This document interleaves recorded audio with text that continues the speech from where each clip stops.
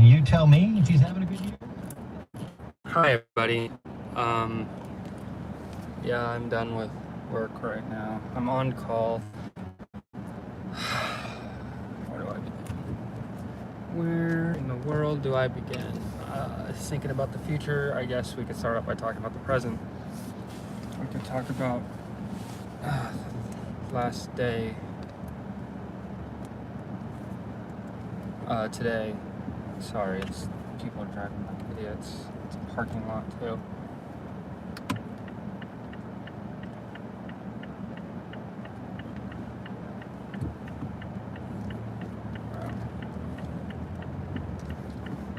This place is really hard to exit left. So today I had an IKEA job. Surprise, surprise. And those were probably like the most unclear instructions in the world, because like what you're supposed to do is very clear, but which piece you're supposed to use was not. Because each piece is ever so slightly different, and it doesn't really pinpoint it on the thing. So I made a mistake. I messed up. Long story short, I was gonna record it because I was all on my own, but I just wasn't in the mood. I wanted to get it done, so I didn't want to waste time. It's flat rate. So normally when it's flat rate especially, I'll take time to record. I'm not wasting the client's time because they've already paid a flat amount. But I don't do it hourly. It's unfair to waste time recording hourly. Yeah, so I got done with that. Before I even got there was a client that hit me up for a 10:30, and this job should have been done within 2 hours. It was a bunk bed, but it wasn't one of the super complicated ones, at least I thought. So this client that was right by the house, it was cool. I got there at 8, would have got done by 10, would have gotten back over by the house by 10:30, would have knocked out that next job. The next job would have been super quick. It was just putting together an office chair. Would have been there 20 minutes, if that, depending on the complexity of it. But the guy never responded. Like we talked a little bit back and forth, and then when I tried to confirm the time, just nothing. Just no response. At which point I was like, at that point the job that I was on was already getting thick. So because these two pieces got stuck together and they were the wrong, so I went to unscrew them, and every single one of the screws got stripped trying to reverse it out. Like, what the hell, man?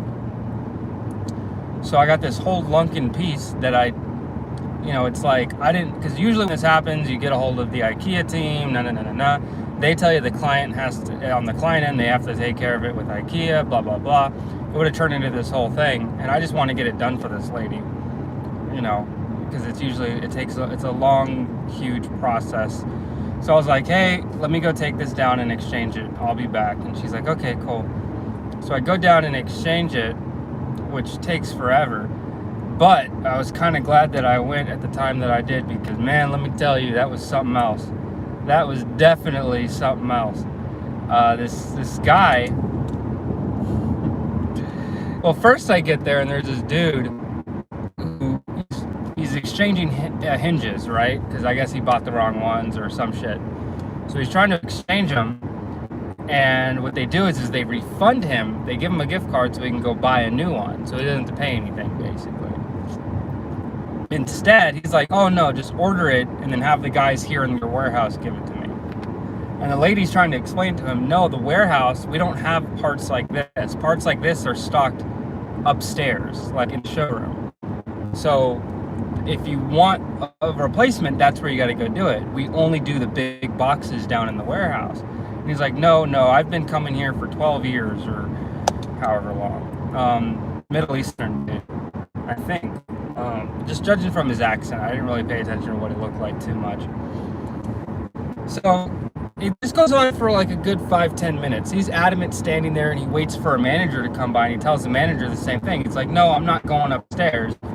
You order it and have them bring it down here to me.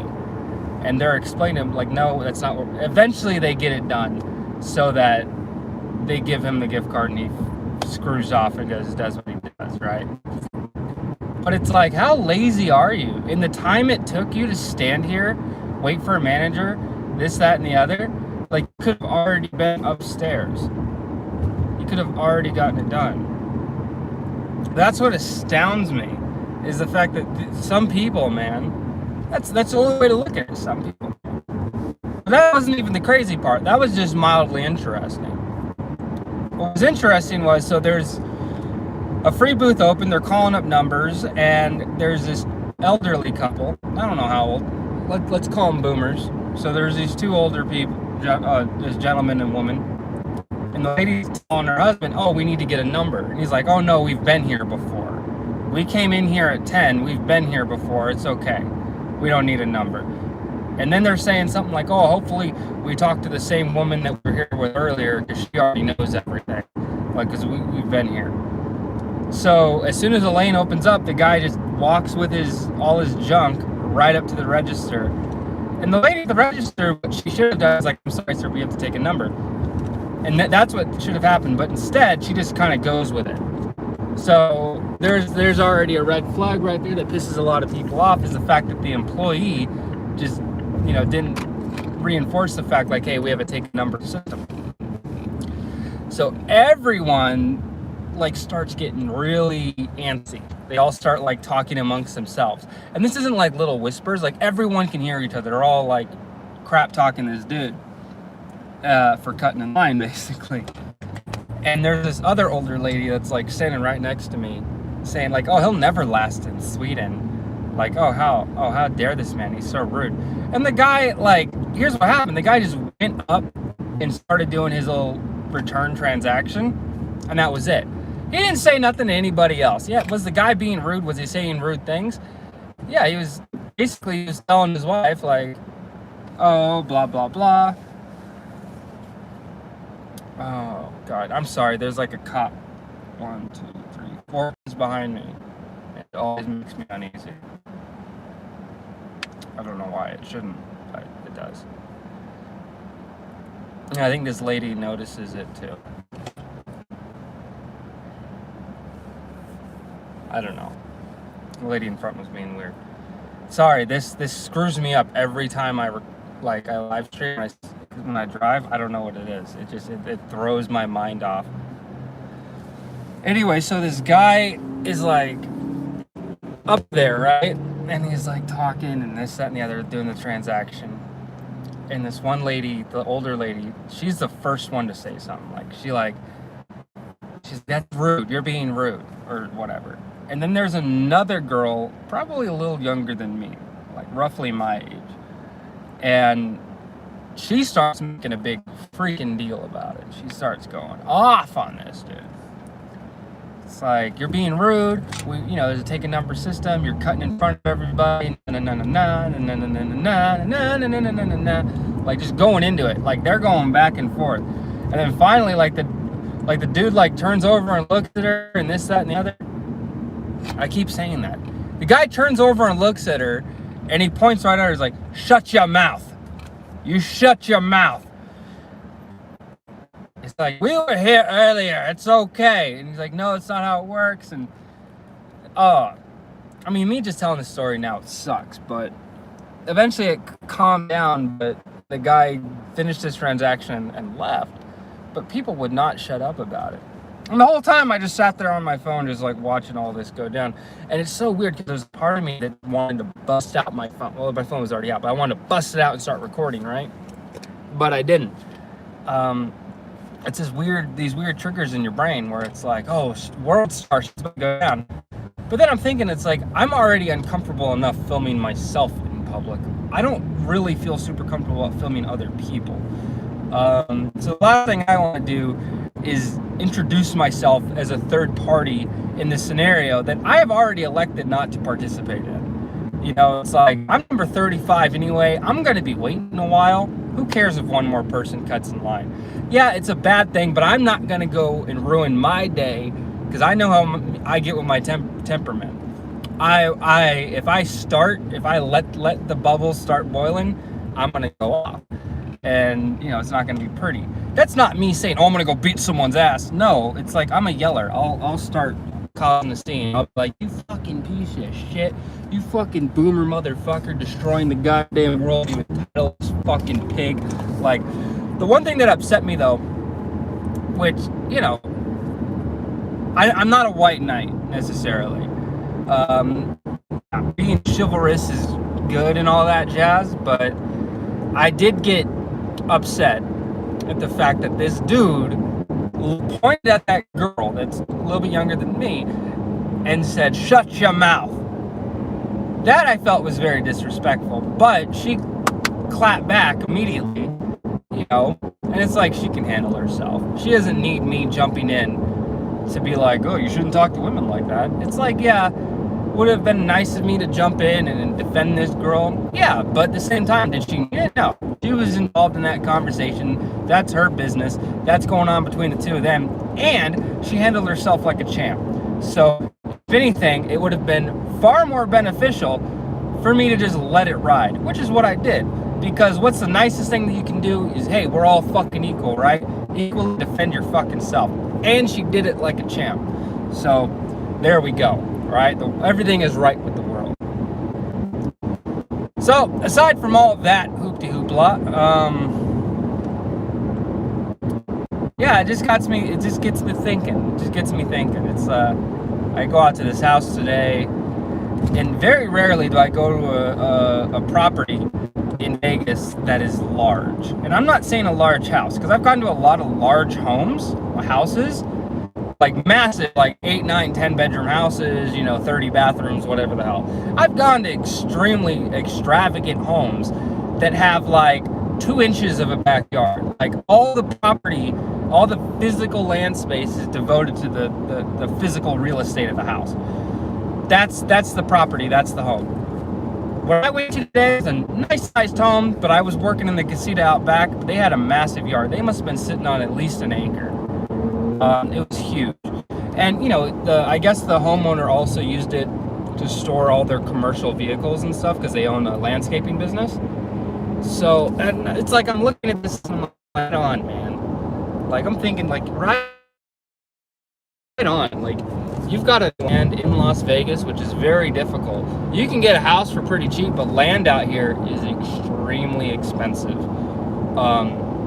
And most of the land that you can find is either far north or far south, because expanding outwards, that's where most of the land will be. Properties with excess amounts of land.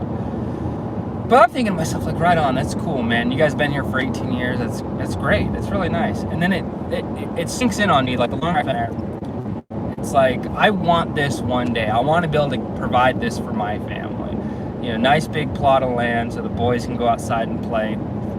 Stuff like that. Like, kind of like what my mom has. Nice big plot of land.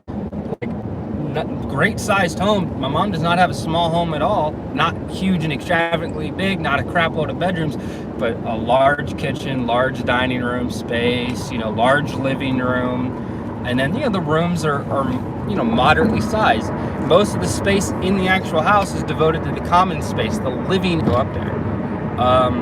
But aside from all of that, it gets me thinking, it's like, about the future. It's like, well, when are things going to, in my life, get to the point where that's even something that's realistic? Because at this point in my life, when I look towards the future and the things that I want to provide for my family, the things I want to provide in the future are a dream. Those are goals I want to be able to achieve. And I've made progress on this road towards fixing my debt and kind of getting my life in order. But then especially with this whole, like, part-time helper thing with you.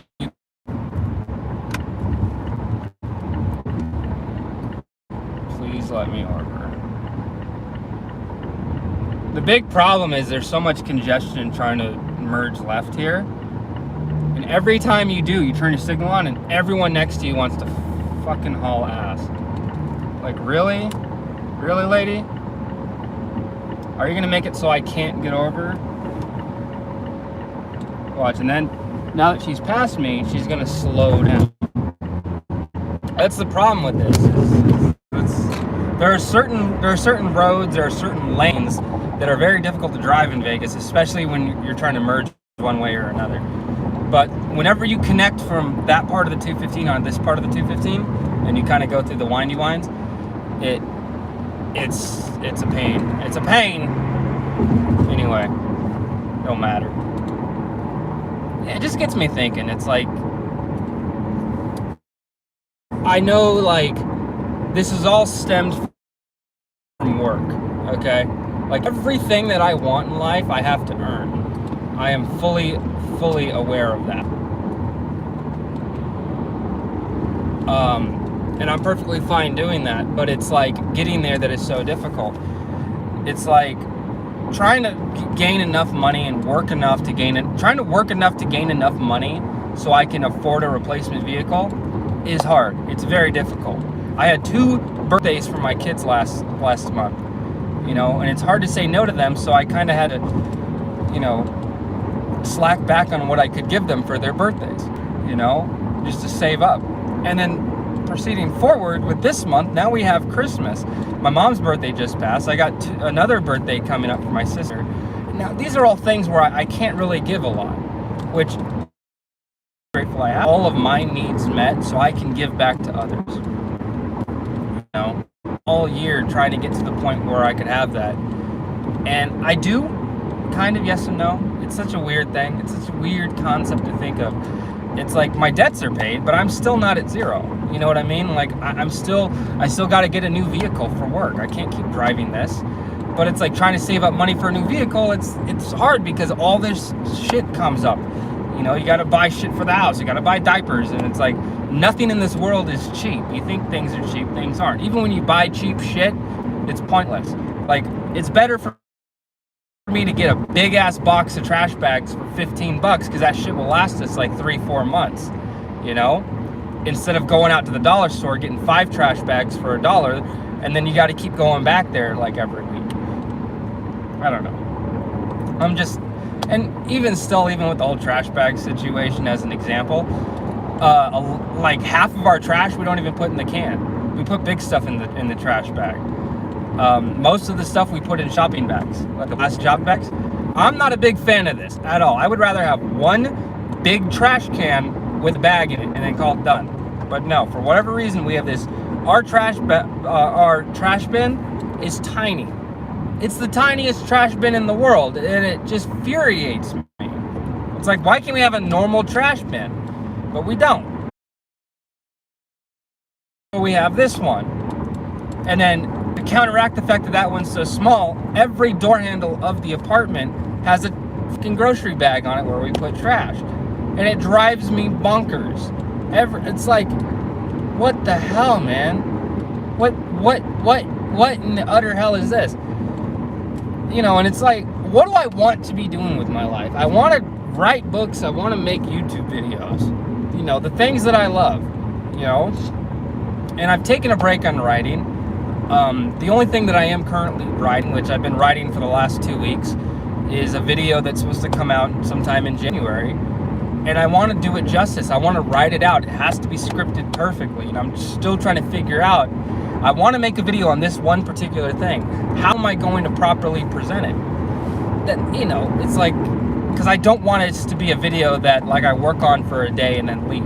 Like, I want to actually like formulate something with it. I want to like get intricate with it. I want to like be creative with it. But I have to kind of put that to the side because my main focus is work. And, you know, it's a slow time of year. I'm still getting jobs, but nothing crazy. And it's like, I'm just waiting for it, man. I'm just waiting for it. I'm waiting for all the pieces to come together. Sales on the book have slowed down, you know, mainly, like, and I keep saying this, it's because they're reviews. No one's written a review yet.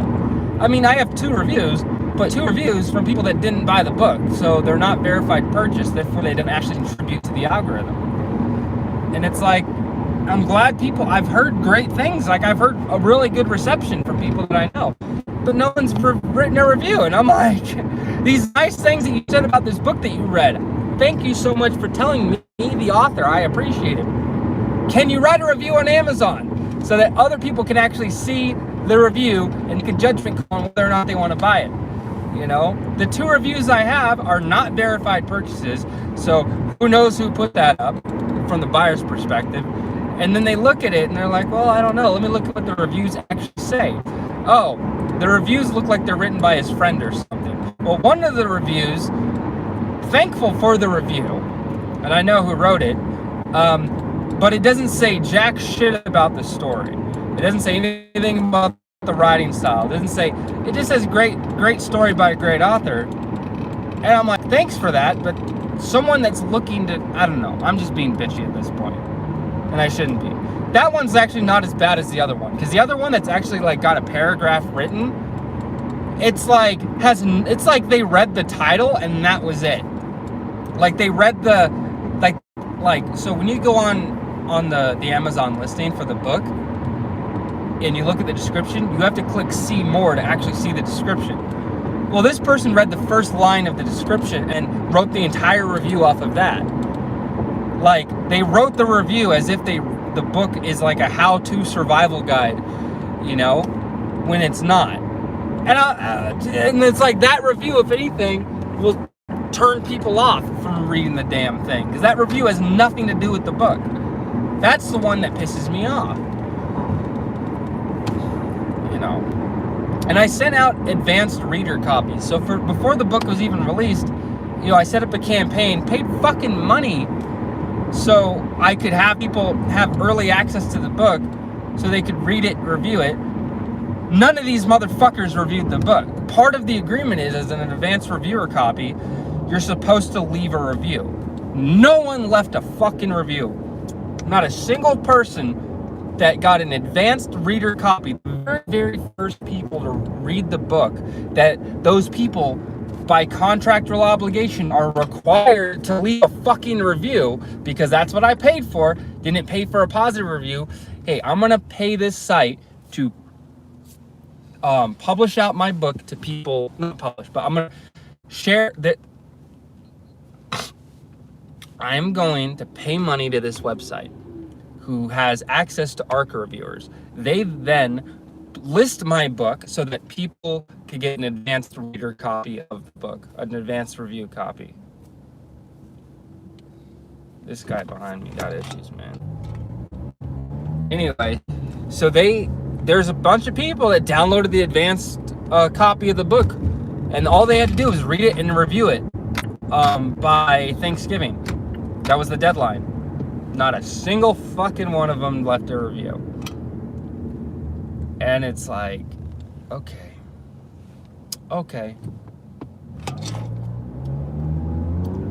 Yeah, this guy behind me is like he's driving really weird. Like, it's really sketching me out. Can you please, man? Alright, he's not behind me. That's good.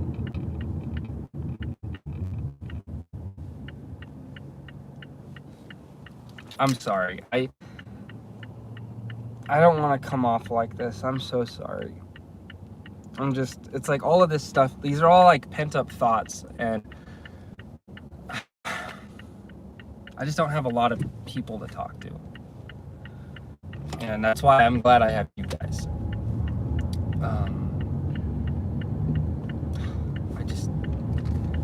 The most positive thing I can do for me is to vent out the negativity, because it helps me reflect on good things, you know?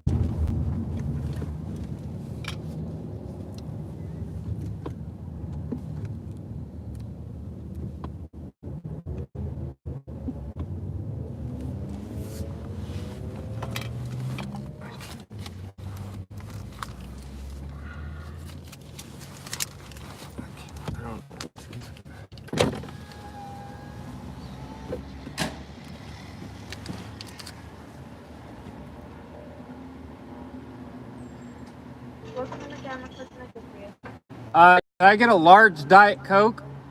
Okay. A large regular Coke? Okay. Filet of fish with extra tartar sauce? Hey, can I make that a meal with the fries? Medium or large? Yeah, large. Do you want the Diet Coke or the Coke? It doesn't matter. Okay.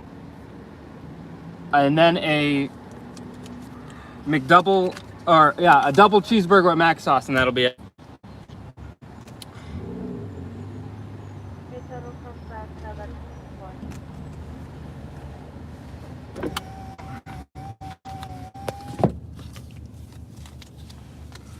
I just want to get home and not worry about jack shit. I don't want to cook, I don't want to do anything. Also, the baby's sick, so had to stop at Target and pick up some meds, like cough stuff, you know.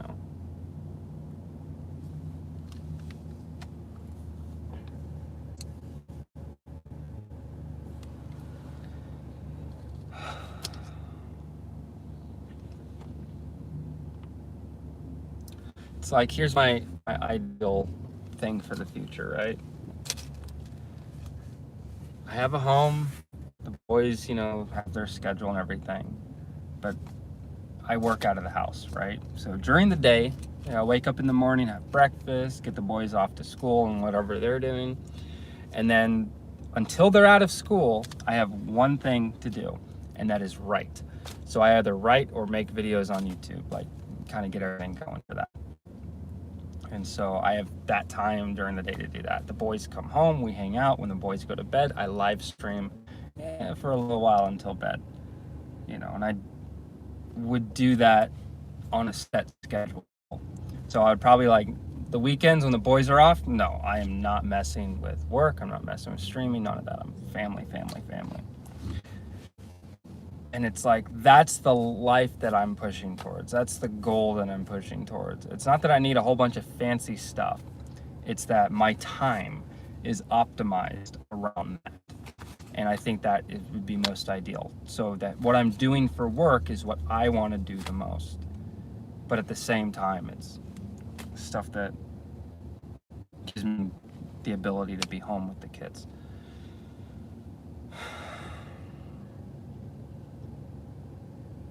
You know, you know,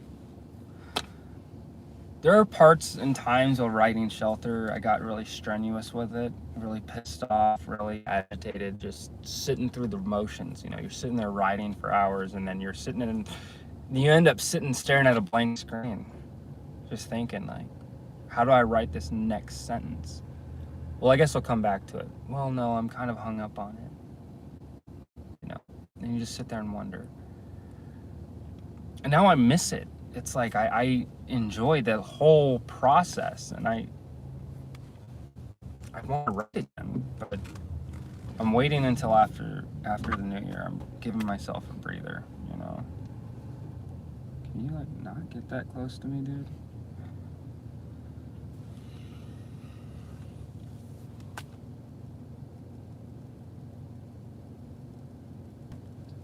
My brain is just always in multiple places. And I don't know, man. I don't know.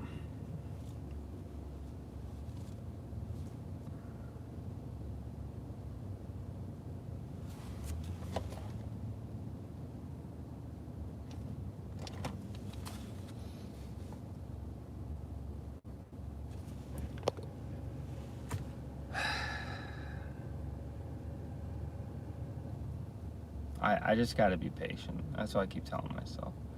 Give it time. The reviews will come in. You can't rush these things. Okay. What about work?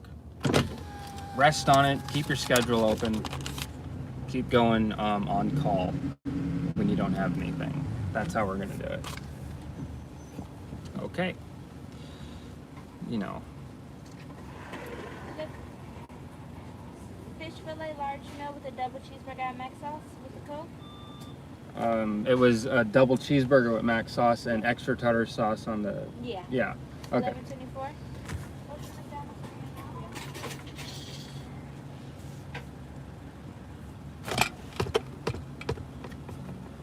Shit.